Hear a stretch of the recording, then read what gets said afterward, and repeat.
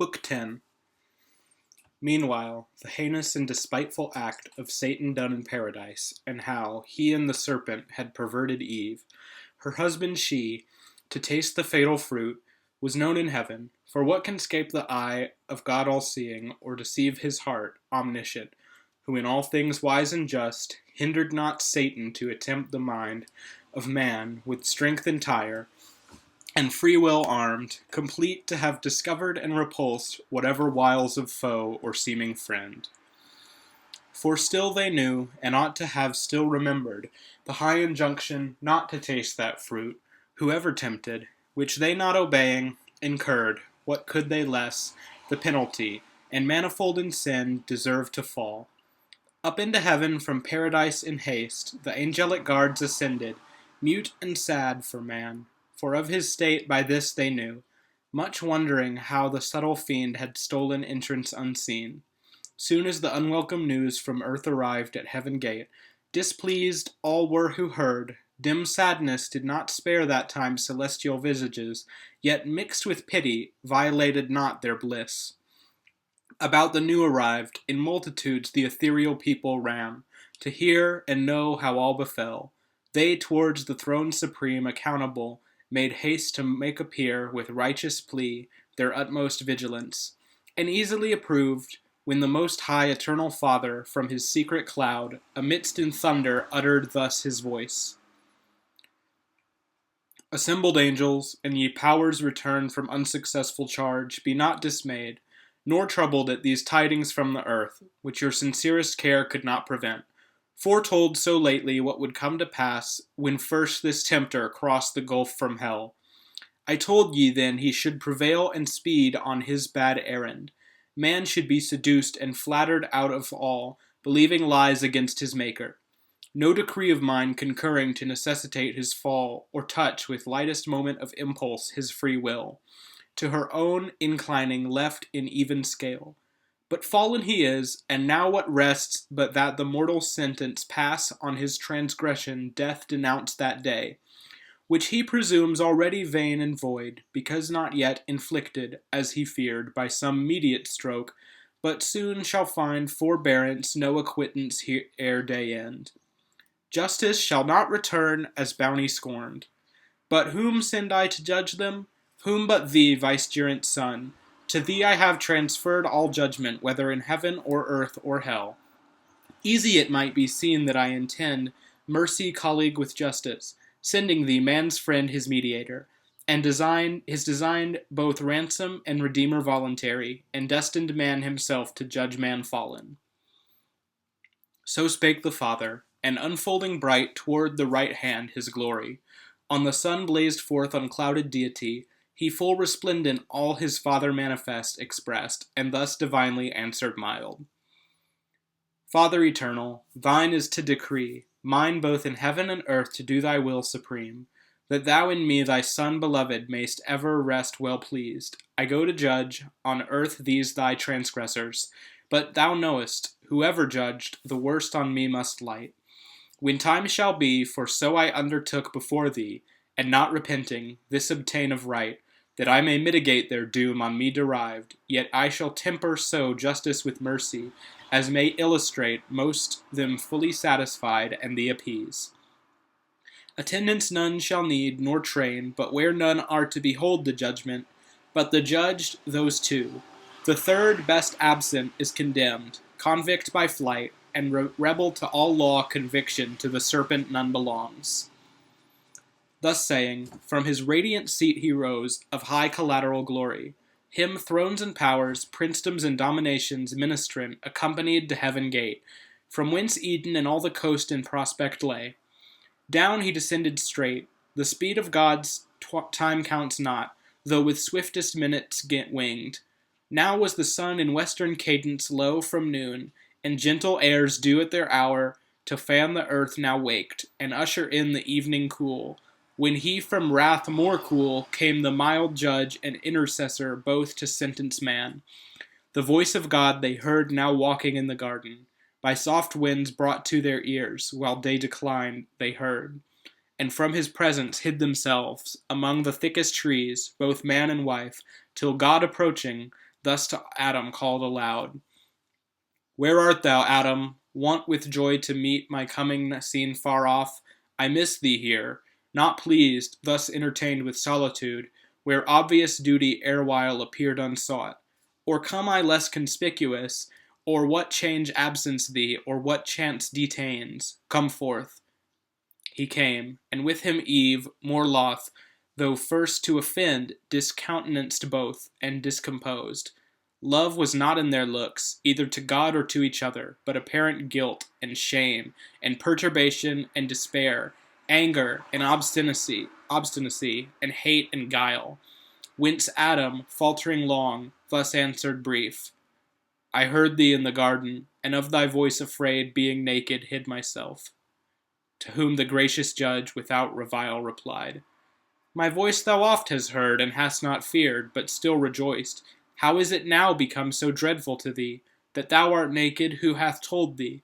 Hast thou eaten of the tree whereof I gave thee charge thou shouldst not eat?" To whom thus Adam sore beset replied, "O heaven, in evil strait this day I stand before my judge, either to undergo myself the total crime, or to accuse my other self, the partner of my life, whose failing, while her faith to me remains, I should conceal, and not expose to blame by my complaint. But strict necessity subdues me, and calamitous constraint, lest on my head both sin and punishment, however insupportable, be all devolved. Though should I behold my peace, yet thou wouldst easily detect what I conceal. This woman who thou madest to be my help, and gavest me as thy perfect gift, so good, so fit, so acceptable, so divine, that from her hand I could suspect no ill, and what she did, whatever in itself, her doing seemed to justify the deed. She gave me of the tree, and I did eat." To whom the sovereign presence thus replied, "Was she thy God, that her thou didst obey before his voice? Or was she made thy guide, superior or but equal, that to her thou didst resign thy manhood, and the place wherein God set thee above her made of thee? And for thee, whose perfection far excelled hers in all real dignity, adorned she was indeed, and lovely to attract thy love, not thy subjection. And her gifts were such as under government well seemed, unseemly to bear rule, which was thy part and person, hadst thou known thyself aright." So having said, he thus to Eve in few, "Say, woman, what is this which thou hast done?" To whom sad Eve, with shame nigh overwhelmed, confessing soon, yet not before her judge bold or loquacious, thus abashed replied, "The serpent me beguiled, and I did eat." To which then the Lord God heard. Without delay to judgment he proceeded on the accursed serpent, though brute, unable to transfer the guilt on him who made him instrument of mischief, and polluted from the end of his creation, justly then accursed, as vitiated in nature, more to know concerned not man, since he no further knew, nor altered his offense. Yet God at last to Satan first in sin his doom applied, though in mysterious terms, judged as then best, and on the serpent thus his curse let fall. "Because thou hast done this, thou art accursed above all cattle, each beast of the field. Upon thy belly groveling thou shalt go, and dust shalt eat all the days of thy life. Between thee and the woman I will put enmity, and between thine and her seed. Her seed shall bruise thy head, thou bruise his heel." So spake this oracle, then verified when Jesus, son of Mary's second Eve, saw Satan fall like lightning down from heaven, prince of the air, then rising from his grave spoiled principalities and powers, triumphed in open show, and with ascension bright captivity led captive through the air. The realm itself of Satan long usurped, whom he shall tread at last under our feet, even he who now foretold his fatal bruise, and to the woman thus his sentence turned. "Thy sorrow I will greatly multiply by thy conception. Children thou shalt bring in sorrow forth, and to thy husband's will thine shall submit. He over thee shall rule." On Adam last thus judgment he pronounced, "Because thou hast hearkened to the voice of thy wife, and eaten of the tree concerning which I charge thee, saying, Thou shalt not eat thereof. Cursed is the ground for thy sake, thou in sorrow shalt eat thereof all the days of thy life. Thorns also and thistles it shall bring thee forth unbid, and thou shalt eat the herb of the field. In the sweat of thy face shalt thou eat bread, till thou return unto the ground. For thou out of the ground wast taken, know thy birth, for dust thou art, and shalt to dust return. So judged he man, both judge and Saviour sent, and the instant stroke of death denounced that day removed far off, then pitying how they stood before him naked to the air, that now must suffer change, disdain not to begin thenceforth the form of servant to assume, as when he washed his servants' feet, so now, as father of his family, he clad their nakedness with skins of beasts, or slain, or as the snake with youthful coat repaid, and thought not much to clothe his enemies. Nor he their outward only with the skins of beasts, but inward nakedness, much more opprobrious, with his robe of righteousness, arraying covered from his father's sight. To him with swift assent he upreturned, into his blissful bosom reassumed, in glory as of old. To him appeased, though all-knowing, what had passed with man recounted, mixing intercession sweet. Meanwhile, ere thus was sinned and judged on earth, within the gates of hell sate sin and death, in counter-view within the gates that now stood wide open, belching outrageous flame far into chaos, since the fiend passed through, sin opening, who thus now to death began. O son, why sit we here, each other viewing idly, while Satan, our great author, thrives in other worlds, and happier seat provides for us his offspring dear? It cannot be but that success attends him, if mishap, ere this he had returned with fury driven by his avengers, since no place like this can fit his punishment, or their revenge. Methinks I feel new strength within me rise, wings growing and dominion given me large beyond this deep. Whatever draws me on, or sympathy, or some connatural force, powerful at greatest distance to unite with secret amity, things of like kind by secretest conveyance. Thou, my shade inseparable, must with me along, for death from sin no power can separate. But least the difficulty of passing back stay his return, perhaps, over this gulf impassable, impervious. Let us try adventurous work, yet to thy power and mine not unagreeable, to found a path over this main from hell to that new world where Satan now prevails, a monument of merit high to all the infernal host, easing their passage hence, for intercourse or transmigration, as their lot shall lead. Nor can I miss the way, so strongly drawn by this new-felt attraction and instinct. Whom thus the meager shadow answered soon, Go whither fate and inclination strong leads thee, I shall not lag behind, nor err the way, thou leading, such a scent I draw of carnage, prey innumerable, and taste the savour of death from all things there that live. Nor shall I, to the work thou enterprisest, be wanting, but afford thee equal aid. So saying, with delight he snuffed the smell of mortal change on earth, as when a flock of ravenous fowl, though many a league remote, against the day of battle to a field where armies lie encamped, come flying, lured with scent of living carcasses designed for death, the following day in bloody fight. So scented the grim feature, and upturned his nostril wide into the murky air, sagacious of his quarry from so far. Then both from out the hell gates into the waste-wide anarchy of chaos damp and dark, flew diverse, and with power, their power was great, hovering upon the waters. What they met solid or slimy, as in raging sea, tossed up and down, together crowded, drove from each side shoaling towards the mouth of hell.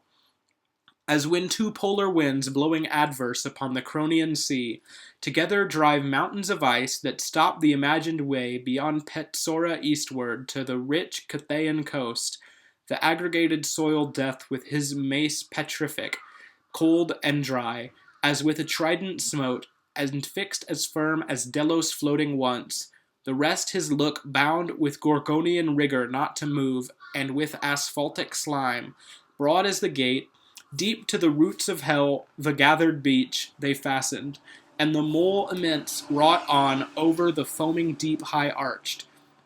A bridge of length prodigious joining to the wall immovable, of this now fenceless world forfeit to death. From hence a passage broad, smooth, easy, inoffensive down to hell.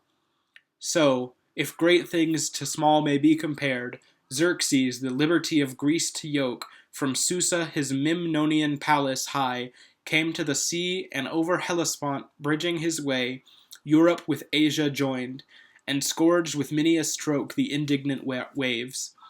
Now had they brought the work by wondrous art pontifical, a ridge of pendant rock over the vexed abyss, following the track of Satan, to the selfsame place where he first lighted from his wing, and landed safe from out of chaos to the outside bare of this round world.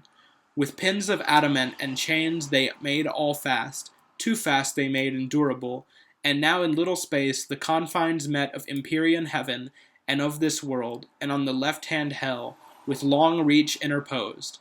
3 several ways in sight to each of these 3 places led. And now their way to earth they had descried, to paradise first tending, and when behold Satan in likeness of an angel bright, betwixt the centaur and the scorpion steering his zenith, while the sun in Aries rose. Disguised he came, but those his children dear their parents soon discerned, though in disguise. He, after Eve seduced, unminded slunk into the wood fast by, and changing shape to observe the sequel, saw his guileful act by Eve, though all unweeting, seconded upon her husband, saw their shame that sought vain covertures. But when he saw descend the Son of God to judge them terrified, he fled, not hoping to escape, but shunned the present, fearing guilty what his wrath might suddenly inflict. That past, returned by night, and listening where the hapless pair sate in their sad discourse and various plaint, thence gathered his own doom, which understood not instant but of future time. With joy and tidings fraught, to hell he now returned, and at the brink of chaos, near the foot of this new wondrous pontifice, unhopped met who to meet him came, his offspring dear. Great joy was at their meeting, and at sight of that stupendous bridge his joy increased. Long he admiring stood, till Sin, his fair enchanting daughter, thus the silence broke. O parent, these are thy magnific deeds, thy trophies, which thou view'st as not thine own. Thou art their author and prime architect. For I no sooner in my heart divined, my heart, which by a secret harmony still moves with thine, joined in connection sweet, that thou on earth hadst prospered, which thy looks now also evidence. But straight I felt, though distant from thee worlds between, yet felt that I must after thee with this thy son. Such fatal consequence unites us 3. Hell could no longer hold us in her bounds, nor this unvoyageable gulf obscure detain from following thy illustrious track. Thou hast achieved our liberty, confined within hell gates till now. Thou hast empowered to fortify thus far, and overlay with this portentous bridge the dark abyss. Thine now is all this world. Thy virtue hath won what thy hands builded not. Thy wisdom gained with odds what war hath lost, and fully avenged our foil in heaven. Here thou shalt monarch reign. There didst not. There let him still victor sway, as battle hath adjudged, from this new world retiring, by his own doom alienated, and henceforth monarchy with thee divide, of all things parted by the imperial bounds, his quadrature, from thy orbicular world, or try thee now more dangerous to his throne. Whom thus the Prince of Darkness answered glad. Fair daughter, and thou son and grandchild both, high proof ye now have given to be the race of Satan, for I glory in the name, antagonist of heaven's almighty king. Amply have merited of me, of all the infernal empire, that so near heaven's door triumphal with triumphal act have met. Mine with this glorious work, and made one realm hell and this world, one realm, one continent of easy thoroughfare. Therefore, while I descend through darkness, on your road with ease to my associate powers, them to acquaint with these successes, and with them rejoice, you too this way, among these numerous orbs of yours, right down to paradise descend. There dwell and reign in bliss, thence on the earth dominion exercise and in the air. chiefly on man, sole lord of all declared. Him first make sure your thrall, and lastly kill.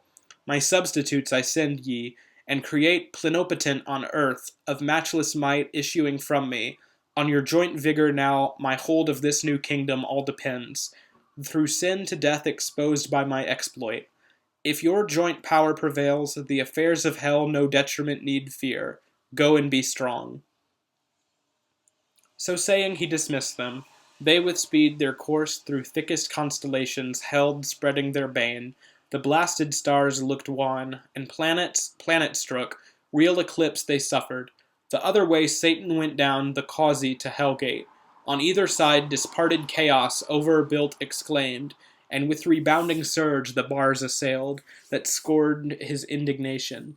Through the gate, wide open and unguarded, Satan passed, and all about found desolate, for those appointed to sit there had left their charge, flown to the upper world. The rest were all far to the inland retired. About the walls of Pandemonium, city and proud seat of Lucifer, so by allusion called, of that bright star to Satan paragoned. There kept or watched the legions, while the grand in council sate, solicitous what chance might intercept their emperor sent. So he departing gave command, and they observed. As when the Tartar from his Russian foe by Astrakhan over the snowy plains retires, or Bactrian Sophi from the horns of Turkish Crescent leaves all waste beyond the realm of Aladul, in his retreat to Taurus or Casbin, so these, the late heaven-banished host, left desert utmost hell many a dark league, reduced in careful watch round their metropolis, and now expecting each hour their great adventurer from the search of foreign worlds. He through the midst unmarked, in show plebeian angel militant of lowest order, passed, and from the door of that Plutonian hall, invisible ascended his high throne, which under state of richest texture spread, at the upper end was placed in regal lustre. Down a while he sate, and round about him saw unseen. At last, as from a cloud, his fulgent head and shape star bright appeared, or brighter clad with what permissive glory since his fall was left him, or false glitter. All amazed at that so sudden blaze the Stygian throng bent their aspect, and whom they wished beheld, their mighty chief returned. Loud was the acclaim, forth rushed in haste the great consulting peers, raised from their dark divan, and with like joy, congratulant approached him, who with hand silence, and with these words attention won. Thrones, dominations, princedoms, virtues, powers, for in possession such, not only of right, I call ye and declare ye now, returned successful beyond hope, to lead ye forth triumphant out of this infernal pit abominable, accursed, the house of woe and dungeon of our tyrant. Now possess as lords a spacious world, to our native heaven little inferior, by my adventure hard with peril great achieved. Long were to tell what I have done, what suffered, with what pain voyaged the unreal, vast, unbounded deep of horrible confusion, over which by sin and death a broad way now is paved to expedite your glorious march. But I toiled out my uncouth passage, forced to ride the untractable abyss, plunged in the womb of unoriginal night and chaos wild, that, jealous of their secrets, fiercely opposed my journey strange, with clamorous uproar protesting fate supreme. Thence how I found the new created world, which fame in heaven long had foretold, a fabric wonderful of absolute perfection, wherein man placed in a paradise, by our exile made happy. Him by fraud I have seduced from his creator, and the more to increase your wonder, with an apple. He thereat offended, worth your laughter, hath given up both his beloved man and all his world, to sin and death a prey, and so to us, without our hazard, labor, or alarm, to range in, and to dwell, and over man to rule, as over all he should have ruled. True is, me also he hath judged, or rather me not, but the brute serpent in whose shape man I deceived. That which to me belongs is enmity, which he will put between me and mankind. I am to bruise his heel, his seed which is not set shall bruise my head. A world who would not purchase with a bruise, or much more grievous pain. Ye have the account of my performance. What remains, ye God, but up and enter now into full bliss? So having said, a while he stood, expecting their universal shout and high applause to fill his ear, when contrary he hears on all sides, from innumerable tongues, a dismal universal hiss, the sound of public scorn. He wondered, but not long had leisure, wondering at himself now more. His visage drawn he felt to sharp and spare, his arms clung to his ribs, his legs entwining each other, till supplanted down he fell, a monstrous serpent on his belly prone. Reluctant, but in vain, a greater power now ruled him, punished in the shape he sinned, according to his doom. He would have spoke, but hiss for hiss returned with forked tongue to forked tongue, for now were all transformed alike, to serpents, all as accessories to his bold riot. Dreadful was the din of hissing through the hall, thick swarming now with complicated monsters head and tail, scorpion and asp, and amphisbaena dire, Cerastes horned, Hydrus and Elops drear, and Dipsus, not so thick swarmed once the soil bedropped with blood of Gorgon or the isle Orphiusa. But still greatest he the midst, now dragon grown, larger than whom the sun engendered in the Pythian vale on slime, huge Python, and his power no less he seemed above the rest still to retain. They all him followed, issuing forth to the open field, where all yet left of that revolted rout, heaven fallen, in station stood, or just array, sublime with expectation, when to see in triumph, issuing forth their glorious chief. They saw, but other sight instead, a crowd of ugly serpents. Horror on them fell, and horrid sympathy. For what they saw, they felt themselves now changing, down their arms. Down fell both spear and shield, down they as fast, and the dire hiss renewed. And the dire form, catched by contagion, like in punishment, as in their crime. Thus was the applause they meant, turned to exploding hiss, triumph to shame cast on themselves from their own mouths. There stood a grove hard by, sprung up with this their change, his will who reigns above, to aggravate their penance, laden with fruit like that which grew in paradise, the bait of Eve used by the tempter. On that prospect strange their earnest eyes they fixed, imagining for one forbidden tree a multitude now risen, to work them further woe or shame. Yet parched with scalding thirst and hunger fierce, though to delude them sent, could not abstain, but on they rowled in heaps, and up the trees climbing, sat thicker than the snaky locks that curled Megara. Greedily they plucked the fruitage fair to sight, like that which grew near that bituminous lake where Sodom flamed. This more delusive, not the touch but taste deceived, they fondly thinking to allay their appetite with gust, instead of fruit chewed bitter ashes, which the offended taste with spattering noise rejected. Oft they essayed, hunger and thirst constraining, drudged as oft, with hatefullest disrelish writhed their jaws with soot and cinders filled. So oft they fell into the same delusion, not as man whom they triumphed once lapsed. They plagued and worn with famine, long and ceaseless hiss, till their lost shape permitted, they resumed, yearly enjoined, some say, to undergo this annual humbling certain numbered days, to dash their pride, and joy for man seduced. However, some tradition they dispersed among the heathen of their purchase got, and fabled now the serpent, whom they called Ophion with Eurynomé, the wide encroaching Eve perhaps, had first the rule of high Olympus, thence by Saturn driven, and Ops, ere yet Dictaean Jove was born. Meanwhile in paradise the hellish pair too soon arrived, sin there in power before, once actual, now in body, and to dwell habitual habitant, behind her death close following pace for pace, not mounted yet on his pale horse, to whom sin thus began. Second of Satan sprung, all-conquering death, what think'st thou of our empire now, though earned with travail difficult, not better far than still at hell's dark threshold to have sate watch, unnamed, undreaded, and thyself half starved? Whom thus the sin-moored monster answered soon, To me, who with eternal famine pine, alike is hell or paradise or heaven. There best, where most with ravin I may meet, which here, though plenteous, all too little seems to stuff this maw, this vast unhide-bound corpse.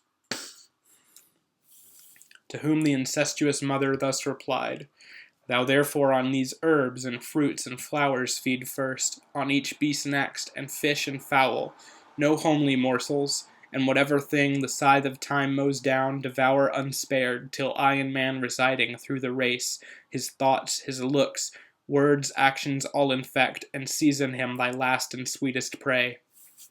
This said, they both betook them several ways, both to destroy or unimmortal make all kinds, and for destruction to mature sooner or later, which the Almighty seeing, from his transcendent seat the saints among, to those bright orders uttered thus his voice. See with what heat these dogs of hell advance to waste and havoc yonder world, which I so fair and good created, and had still kept in that state, had not the folly of man let in these wasteful furies, who impute folly to me. So doth the prince of hell and his adherents, that with so much ease I suffer them to enter and possess a place so heavenly, and conniving seem to gratify my scornful enemies. That laugh, as if transported with some fit of passion, I to them had quitted all, at ransom yielded up to their misrule, and know not that I called and drew them thither, my hellhounds, to lick up the draught and filth which man's polluting sin with taint hath shed on what was pure, till crammed and gorged, nigh burst with sucked and glutted offal, at one sling of thy victorious arm, well-pleasing Son, both sin and death and yawning grave at last through chaos hurled, obstruct the mouth of hell forever, and seal up his ravenous jaws. Then heaven and earth renewed shall be made pure to sanctity that shall receive no stain. Till then the curse pronounced on both proceeds. He ended, and the heavenly audience loud sung hallelujah, as the sound of seas, through multitude that sung, Just are thy ways, righteous are thy decrees on all thy works, who can extenuate thee? Next to the Son, destined restorer of mankind, by whom new heaven and earth shall to the ages rise, or down from heaven descend.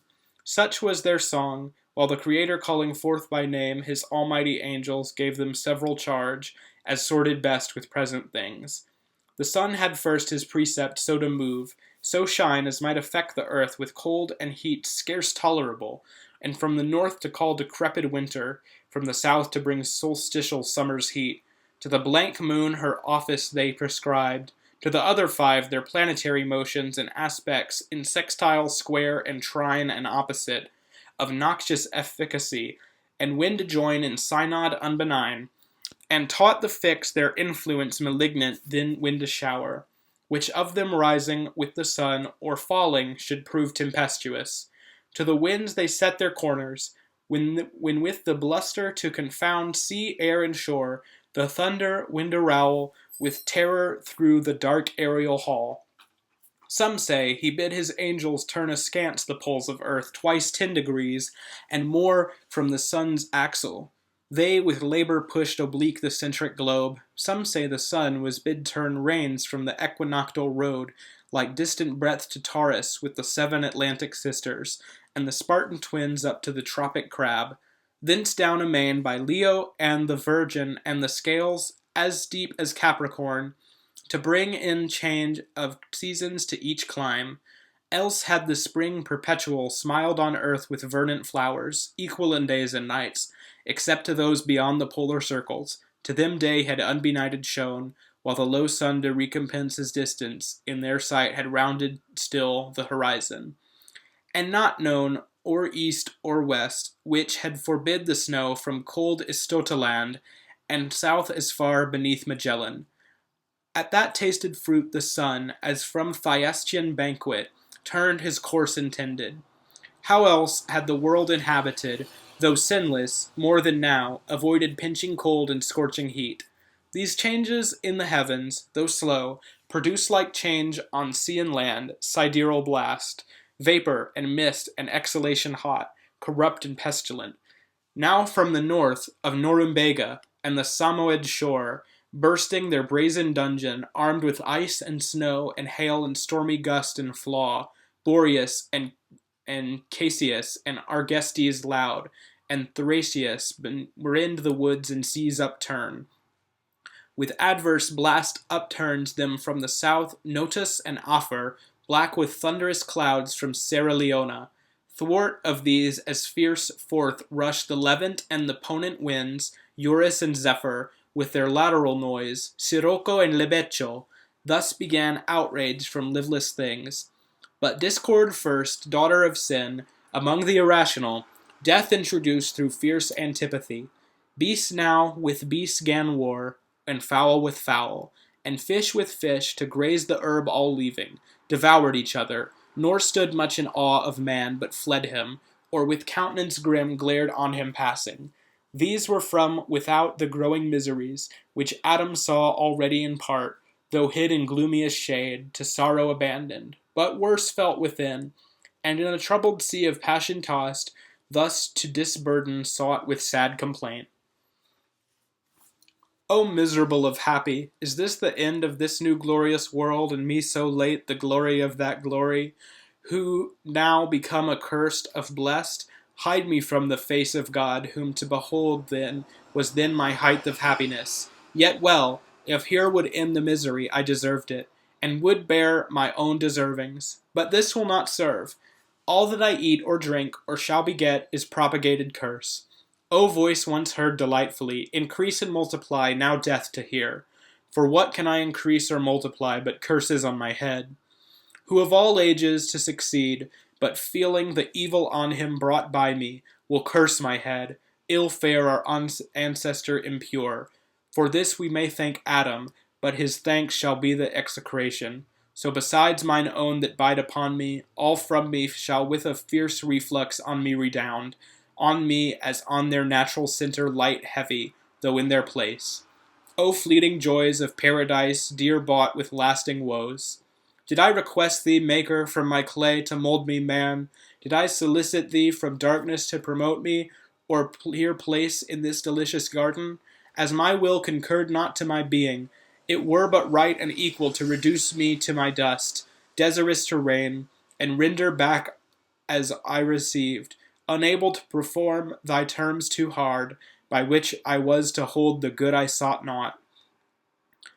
To the loss of that sufficient penalty, why hast thou added the sense of endless woes? Inexplicable thy justice seems, yet to say truth, too late. I thus contest, then should have been refused those terms whatever, when they were proposed. Thou didst accept them. Wilt thou enjoy the good, then cavil the conditions? And though God made thee without thy leave, what if thy son prove disobedient, and reproved, retort, wherefore didst thou beget me? I sought it not, wouldst thou admit for his contempt of thee that proud excuse? Yet him not thy election, but natural necessity begot. God made thee of choice his own, and of his own to serve him. Thy reward was of his grace, thy punishment then justly is at his will. Be it so, for I submit, his doom is fair, that dust I am and shall to dust return.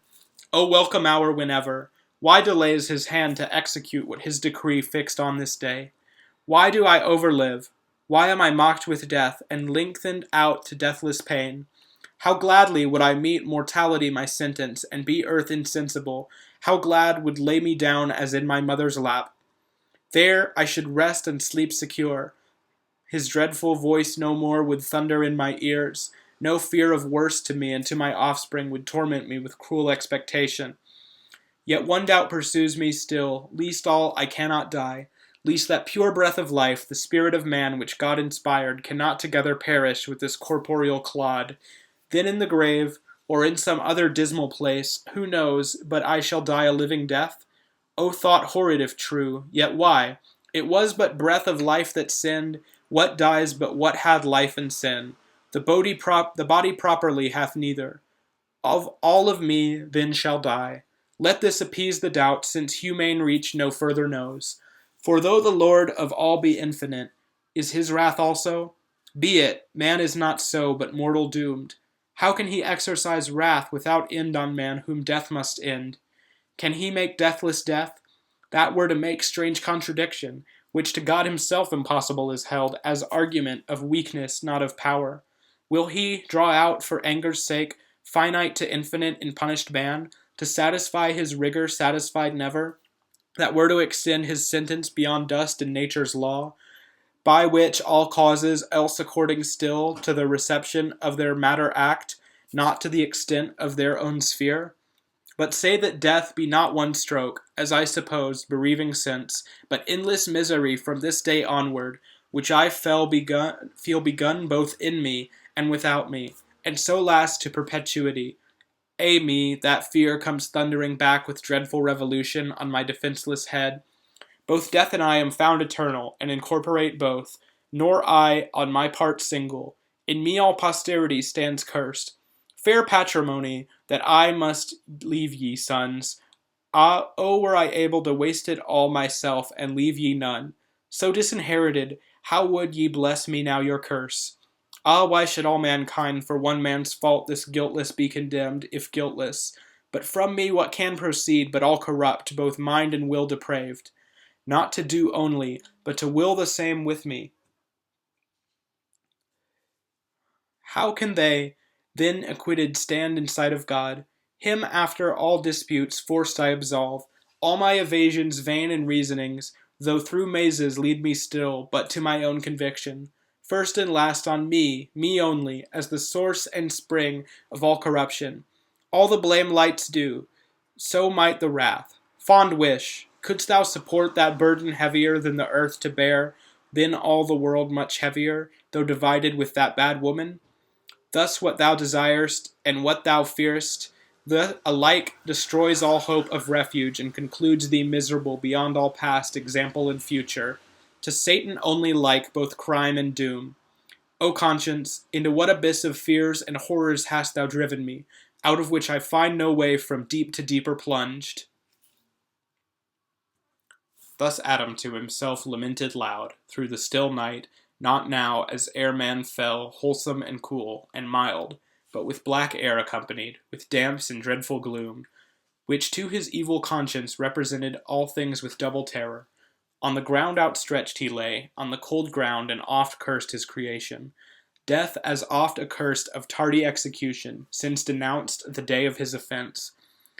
Why comes not death, said he, with one thrice acceptable stroke to end me? Shall truth fail to keep her word, justice divine not hasten to be just? But death comes not call, justice divine bends not her slowest pace for prayers or cries. O woods, O fountains, hillocks, dales, and bowers, with other echo late I taught your shades to answer, and resound far other song. Whom thus afflicted, when sad Eve beheld, desolate where she sate, approaching nigh, soft words to his fierce passion she essayed, but her, with stern regard, he thus repelled. Out of my sight, thou serpent, that name best befits thee with him leagued, thyself is false and hateful. Nothing wants but that thy shape, like his, and colour serpentine, may show thy inward fraud, to warn all creatures from thee henceforth, lest that too heavenly form, pretended to hellish falsehood, snare them. But for thee I had persisted happy, had not thy pride and wandering vanity, when lest was safe, rejected my forewarning, and disdained not to be trusted, longing to be seen, though by the devil himself, him overweening to overreach. But with the serpent meeting, fooled and beguiled, by him thou, I by thee, to trust thee from my side, imagined wise, constant, mature, proof against all assaults, and understood not all was but a show, rather than solid virtue, all but a rib crooked by nature, bent as now appears, more to the part sinister from me drawn, well if thrown out, as supernumerary to my just number found. O why did God, creator wise, that peopled highest heaven with spirits masculine, create at last this novelty on earth, this fair defective nature, and not fill the world at once with men as angels without feminine, or find some other way to generate mankind? This mischief had not then befallen, and more that shall befall, innumerable disturbances on earth through female snares, and straight conjunction with this sex. For either he never shall find out fit mate, but such as some misfortune brings him, or mistake, or whom he wishes most shall seldom gain through her perverseness, but shall see her gained by far worse, or if she love withheld by parents, or his happiest choice too late shall meet, already linked in wedlock bound to a fell adversary, his hate or shame, which infinite calamity shall cause to humane life and household peace confound. He added not, but from her turned, but Eve not so repulsed, with tears that cease not flowing, and tresses all disordered, at his feet fell humble, and embracing them, besought his peace, and thus proceeded in her plaint. Forsake me not thus, Adam. Witness heaven what love sincere and reverence in my heart I bear thee, and unweeting have offended. Unhappily deceived, thy suppliant I beg, I clasp thy knees. Bereave me not, whereon I live, thy gentle looks, thy aid, thy counsel in this uttermost distress. My only strength and stay, forlorn of thee, whither shall I betake me, where subsist? While yet we live, scarce one short hour perhaps, between us two let there be peace, both joining, as joined in injuries, one enmity against a foe by doom express assigned us. That cruel serpent, on me exercise not thy hatred for this misery befallen, on me already lost, me then thyself more miserable. Both have sinned, but thou against God only, I against God and thee, and to the place of judgment will return. There with my cries importune, heaven, that all the sentence from thy head removed may light on me, sole cause to thee of all this woe, me only, just object of his ire. She ended weeping, and her lowly plight, immovable till peace, obtained from fault acknowledged and deplored, in Adam wrought commiseration. Soon his heart relented towards her, his life so late and sole delight, now at his feet submissive in distress, creature so fair his reconcilement seeking, his counsel whom she had displeased, his aid. As one disarmed, his anger all he lost, and thus with peaceful words upraised her soon. Unwary, and too desirous as before, so now of what thou knowest not, who desirest the punishment all on thyself. Alas, bear thine own first, ill able to sustain his full wrath, whose thou feelst as yet lest part, and my displeasure bearst so ill. If prayers could alter high decrees, I to that place would speed before thee, be louder heard, that on my head all might be visited, thy frailty and infirmer sex forgiven, to me committed, and by me exposed. But rise, let us no more contend, nor blame each other, blamed enough elsewhere, but strive in offices of love, how we may lighten each other's burden in our share of woe. Since this day's death denounced, if aught I see, will prove no sudden, but a slow-paced evil, a long day's dying to augment our pain, and to our seed, O hapless seed, derived. To whom thus Eve, recovering heart, replied, Adam, by sad experiment I know how little weight my words with thee can find, found so erroneous, thence by just event found so unfortunate, nevertheless restored by thee, vile as I am, to place of new acceptance, hopeful to regain thy love, the sole contentment of my heart, living or dying. From thee I will not hide what thoughts in my unquiet breast are risen, tending to some relief in our extremes, our end, though sharp and sad, yet tolerable, as in our evils and of easier choice.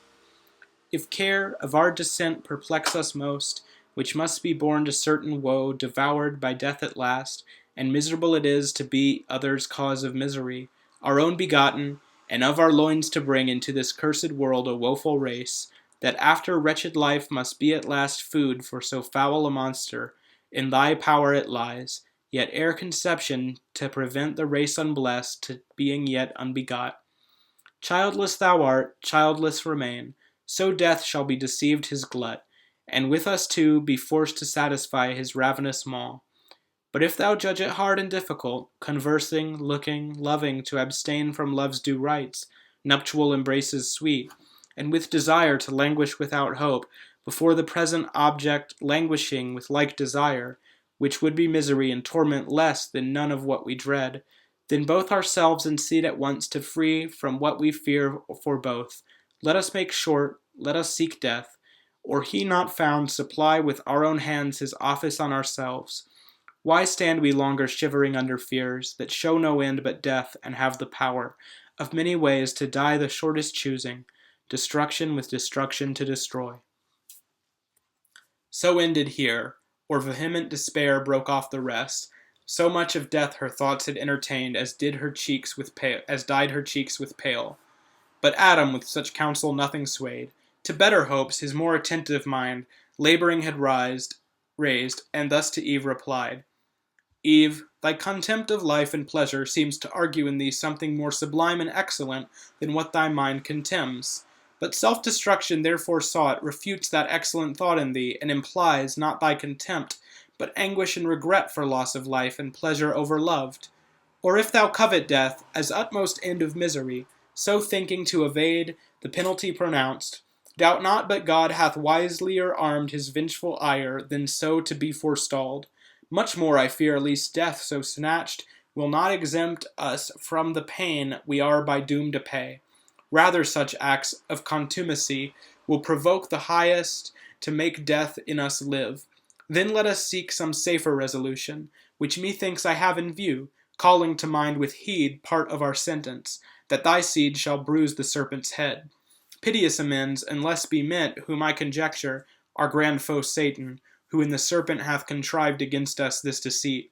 To crush his head would be revenge indeed, which will be lost by death brought on ourselves, or childless days resolved, as thou proposest. So our foe shall scape his punishment ordained, and we instead shall double ours upon our heads. No more be mentioned than of violence against ourselves and wilful barrenness that cuts us off from hope, and savors only rancor and pride, impatience and despite, reluctance against God and his just yoke laid on our necks. Remember with what mild and gracious temper he both heard and judged without wrath or reviling. We expected immediate dissolution, which we thought was meant by death that day, when lo, to thee pains only in childbearing were foretold, and bringing forth soon recompensed with joy, fruit of thy womb. On me the curse aslope glanced on the ground, with labor I must earn my bread. What harm? Idleness had been worse. My labor will sustain me. At least cold or heat should injure us. His timely care hath unbesought provided, and his hands clothed us unworthy, pitying while he judged. How much more, if we pray him, will his ear be opened, and his heart to pity incline, and teach us further by what means to shun the inclement seasons, rain, ice, hail, and snow, which now the sky with various face begins to show us in this mountain, while the winds blow moist and keen, shattering the graceful locks of these fair spreading trees, which bids us seek some better shroud, some better warmth to cherish our limbs benumbed ere this diurnal star.